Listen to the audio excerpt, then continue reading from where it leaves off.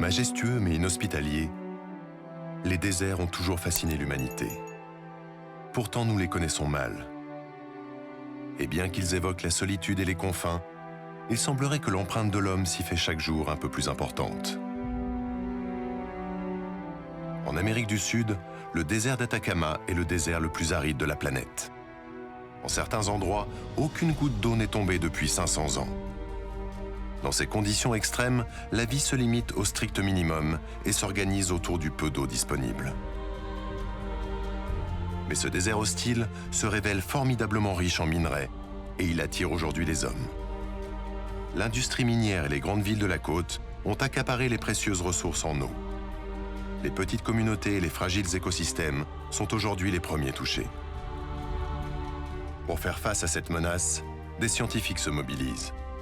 Comprendre l'eau, gérer la ressource, sauver les dernières oasis.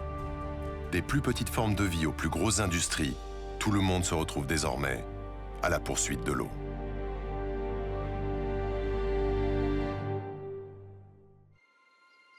Les étendues boisées de la forêt amazonienne sont souvent les premières images qui nous viennent à l'évocation de l'Amérique du Sud. Mais sur ce continent vert subsiste une tache couleur sable, coincée entre la cordillère des Andes et l'océan Pacifique. Le désert d'Atacama s'étale sur tout le nord du Chili, débordant sur le Pérou, la Bolivie et l'Argentine. S'il n'est pas le plus grand ou le plus chaud des déserts, l'Atacama est considéré comme le plus sec de la planète. Le désert d'Atacama est un désert unique.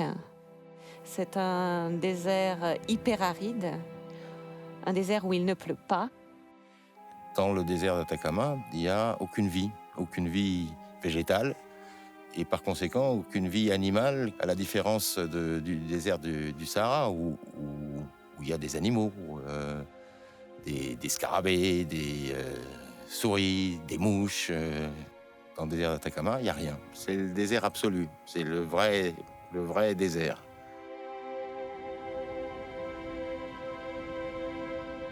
Dans la zone centrale, la plus sèche, il ne pleut jamais. Cette aridité a une conséquence bien visible. Le désert d'Atacama présente la plus faible activité biologique de la planète. Sans pluie, sans humidité dans l'air ni le sol, il est le plus hostile à la vie. La zone centrale du désert d'Atacama est une étendue de roches et de poussière, où rien ne se passe jamais. Asséché à l'extrême, l'Atacama traverse ainsi les âges depuis des millions d'années.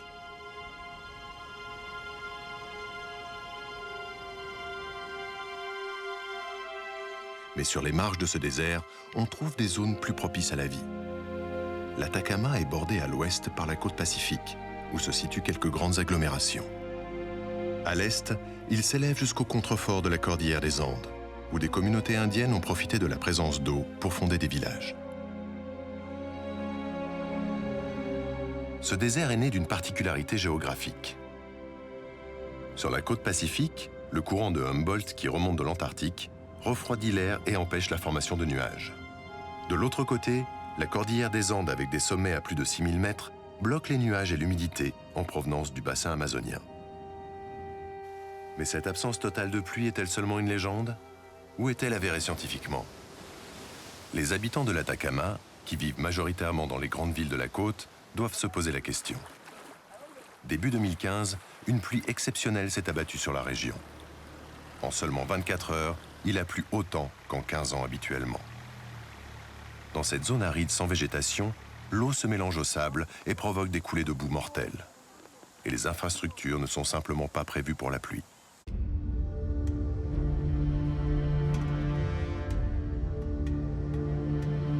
Quand Luc Ortlieb est arrivé à Antofagasta en 1991, il venait de se produire une pluie similaire sur la ville. Il s'est passionné pour ces phénomènes de pluie rares. Directeur de recherche à l'IRD, il travaille sur l'évolution du climat dans le désert d'Atacama. Sa mission est de reconstruire avec précision les climats passés, notamment pour mieux interpréter les changements climatiques.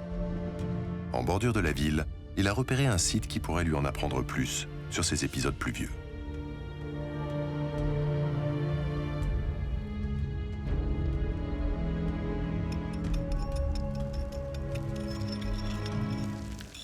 Donc là, c'est la la limite d'un certain nombre de couches qui sont des coupes de coulées boueuses.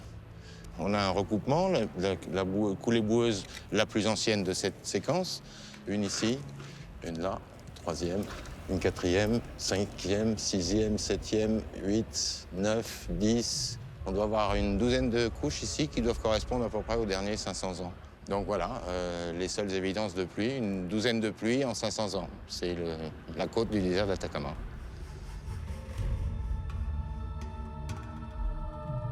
Les très rares fois où il pleut sur la côte, les coulées de boue qui se forment viennent s'accumuler sur les plus anciennes. Si ces accumulations donnent une idée de la fréquence des pluies, Luc voudrait aller plus loin. Pour ses travaux, il doit connaître la date précise de chacun de ces épisodes pluvieux. Donc là, j'essaye de trouver des indices qui puissent être datables au carbone 14. Mais comme on l'a dit, dans ce désert hyperaride, les chances de trouver un petit bout de bois, une petite coquille sont extrêmement minces. Et une des grosses difficultés dans l'étude de ces dépôts de coulées de boue dans cette région, c'est qu'on a beaucoup de mal à les dater. L'impossibilité de dater ces pluies a longtemps freiné les recherches de Luc. Il a alors dû se tourner vers d'autres sources d'informations historiques. Aujourd'hui, il se déplace au journal El Mercurio pour explorer les archives, à la recherche d'articles sur des phénomènes météo atypiques. De géologue, Luc a dû se muer en historien et patiemment rechercher toutes les chroniques historiques disponibles depuis l'arrivée des Espagnols sur le continent. L'étude de la presse pour le XXe siècle, des archives historiques, nous donne la confirmation que les événements pluvieux ont toujours été extrêmement rares le long de la côte. Et au-delà de la côte, de toute façon, c'est le désert absolu où il ne pleut absolument pas.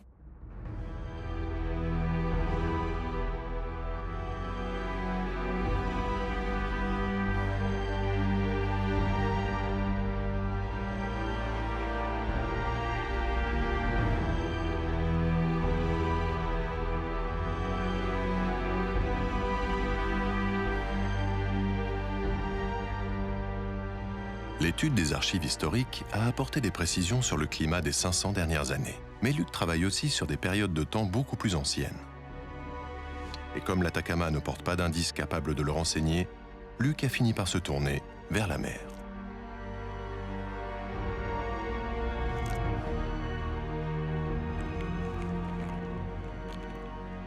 Donc là, on a deux coquilles de taille un peu différentes, mais on retrouve... Ça, c'était la première année de croissance, la seconde, la troisième. Ici, la première, la seconde, la troisième, et elle a vécu un petit peu plus longtemps. Celle-là est plus vieille et doit avoir à peu près 4 ans.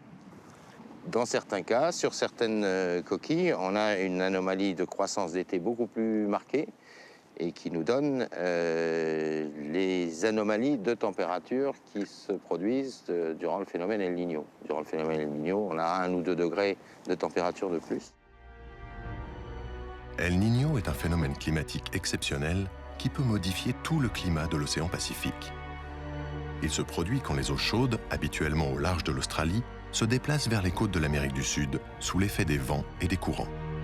El Niño peut alors modifier la trajectoire des cyclones, provoquer des sécheresses, faire disparaître le poisson ou encore déplacer les zones de précipitation. C'est ce qui se produit quand il pleut sur la côte de l'Atacama. Si les coquilles actuelles portent les stigmates des accidents climatiques, il doit en être de même pour les coquillages du passé. Luc s'est donc demandé ce que pourraient lui apprendre des coquilles vieilles de plusieurs milliers d'années.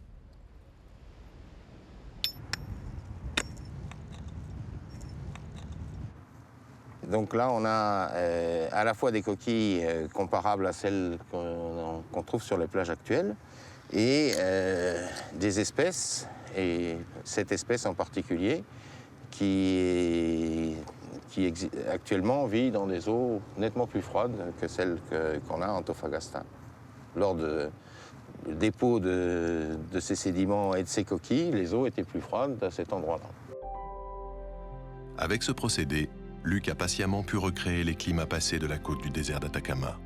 Mais cela donne aussi des indices sur l'avenir de ce désert, dans le contexte du réchauffement climatique. Le phénomène El Niño a tendance à devenir de plus en plus fréquent et les intensités des phénomènes sont plus importantes. Et cet accroissement de la fréquence des phénomènes El Niño pourrait donc être encore accentué dans le cadre du réchauffement global. Donc il y aurait de plus en plus de pluies importantes le long de la côte du désert d'Atacama. Pas à l'intérieur des terres, mais le long de la côte. Les précipitations ne franchiront pas les premiers reliefs de la côte.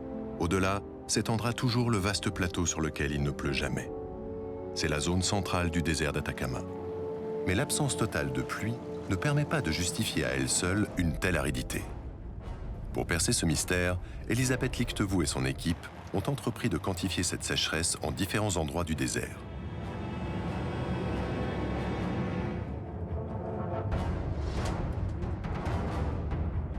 À l'aide d'une cloche d'évaporation, ils veulent mesurer l'humidité de l'air et du sol. Ça s'est stabilisé autour de 21% d'humidité relative. Le soleil est en train de diminuer. Nous n'avons plus la même intensité et il y a plus de vent. En fait, le désert d'Atacama n'est pas un désert si chaud que ça. Ce qui est très important, c'est la sécheresse de l'air, la capacité de l'atmosphère, effectivement, à évaporer l'eau et accepter cette eau. L'air de l'Atacama est tellement sec qu'il assèche le sol sur plusieurs mètres de profondeur, empêchant l'apparition de rosée ou de toute autre forme d'humidité. Mais la coupole d'évaporation va bientôt révéler un phénomène surprenant. Alors là, nous montrons qu'il y a une évaporation. Exactement, depuis la nappe.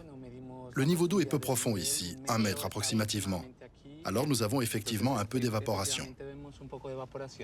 Si les premiers mètres de sol sont totalement secs, le dispositif vient de révéler la présence d'eau souterraine juste en dessous. Ce qui est extraordinaire ici, c'est qu'effectivement, passé ces premiers mètres, qui sont extrêmement secs, extrêmement arides, on a une nappe d'eau souterraine qui constitue un réservoir énorme.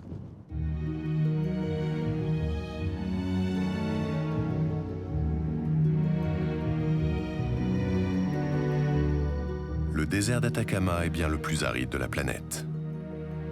Mais sous sa surface sèche et dépourvue de vie se cachent d'importantes nappes d'eau souterraines, les aquifères. Alors qu'il ne pleut jamais au droit de ces nappes, d'où peut bien venir toute cette eau qui vient s'accumuler dans le sous-sol? Et en quelle quantité est-elle disponible? Pour répondre à ces questions, Luc accompagne l'équipe de Rodrigo Riquelme en direction de la cordillère des Andes. Les scientifiques veulent notamment savoir si les aquifères se forment avec l'eau qui s'abat chaque hiver sur la cordillère.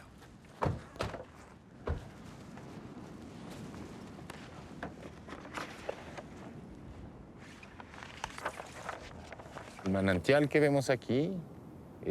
source que nous voyons ici est alimentée essentiellement par la neige et les précipitations. Comment sinon? Effectivement, ici, il y a des précipitations. On est sur le début de la cordillère. Nous sommes à quelle altitude ici? Là, nous sommes à 3300 mètres. Et il y a des précipitations? Il y a des précipitations, principalement en hiver, plus ou moins 200 mm par an. Avec l'altitude, l'exception climatique qui entoure le désert d'Atacama ne s'applique plus et des pluies apparaissent à nouveau. Les sommets andins captent les nuages chargés d'eau en provenance du bassin amazonien. C'est ce que l'on appelle ici l'hiver altiplanique. Grâce à ces pluies, l'altiplano andin est plus riche biologiquement que le désert d'Atacama. Car malgré l'altitude, le manque d'oxygène et les nuits glaciales, plantes et animaux peuvent trouver ici un peu d'eau pour survivre et se développer.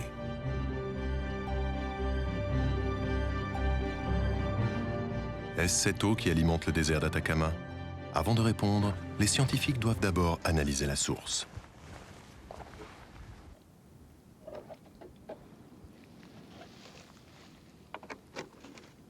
Et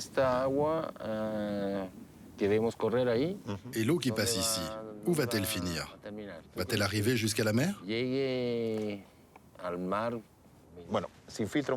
pense que l'eau va s'infiltrer un peu plus bas. Comme elle se déplace sous terre, nous ne pouvons pas la voir. Mais nous voyons la végétation. La végétation s'étend plus bas. Mais l'eau va dans l'aquifère? Oui, elle va jusqu'à l'aquifère. Elle alimente les aquifères ici. La nuit approchant, l'équipe doit rapidement monter le camp et se préparer à bivouaquer à plus de 3000 mètres, à une température de moins 20 degrés. Ils ne pourront reprendre les recherches que le lendemain.